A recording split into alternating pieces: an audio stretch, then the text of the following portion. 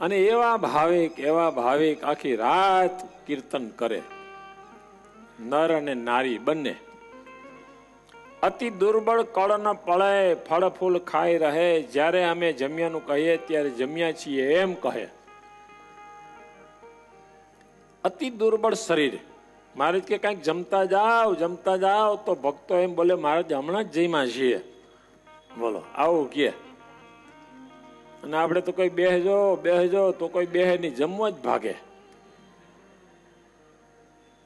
બોલો કીધું તું કાલે બેસજો, જમવા ટાઈમ ભાગ્યા બધા. તમે આત્મીય સભ્યો, તમે યુવા સભ્યો, તમે હરિભક્તો, તમે ન બેહો તો ઓલા તો ક્યાંથી બેસે? હું જાણે ખાવામાં ઉતાવળ હોય, બધા જ ઉત્સવ તમે બગાડી નાખો. ગમે તે ઉત્સવ હોય ને, તમને કેટલી વખત કહેવું પડે. હવે મારે તો કોઈ ખીજાવાનો સ્વભાવ નહીં, પણ ઓલું કે ને કેટલી વખત નાક વાઢ્યું તોય પાછું ઉગી જાય. જ્યાં સુધી પ્રસંગ પૂરો ન થાય ત્યાં સુધી ઊભું ન થવાય. પેપકસમી બેઠા હોય, વડીલ સંતો બેઠા હોય, આપણે શું ઉતાવળ હોય? રોજ 10 વાગે 9 વાગે જમતા હોય તો 8 વાગે જમવાનું ભાગે. શું ઉતાવળ હોય? કઈ મળવાનું નથી ને એમ લાગે આપણને. એક પ્રસંગ કહું. વડતાલમાં પૂજ્ય ધ્યાની સ્વામીએ ઉત્સવ કર્યો. એ ઉત્સવમાં અમિત શાહ આવવાના હતા, એને મોડું થયું. 12:30 વાગ્યા, 1 વાગ્યો. માઇક સંચાલક એમ કે ભાઈ બધા તમે જમ્યા આવો, મોડું થશે. પણ ધ્યાની સ્વામીનો એક પણ હરિભગત ઉઠો નહીં, જાહેરાત કરે તોય ના ઉઠો. બોલો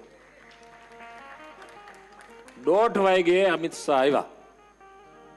આવે પછી એનું સ્વાગત થાય, પછી એને પ્રવચન આપે. આખી સભા અકડેઠઠ ભરી હતી. બોલો 2:30 વાગ્યા સુધી સભા આવેલી. કારણ કે એના ગુરુ બેઠા હતા ત્યાં સુધી આપણે ઊભું ના થવાય. એને ખબર પડતી હતી, આપણને ખબર નથી પડતી. કેટલી વખત કીધું છે.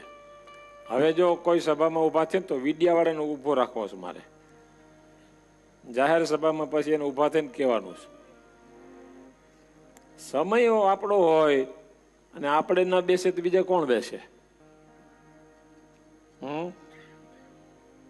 આમાં બધા જ ઊભા થઈ ગયા હતા. એમાં કોઈનો કે આ હારો હતો કીધા જેવું નથી.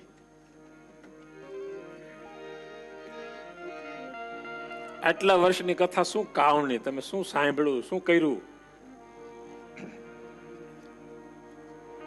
અતિ દુર્બળ કળના પાળે, ફળ ફૂલ ખાઈ રહે.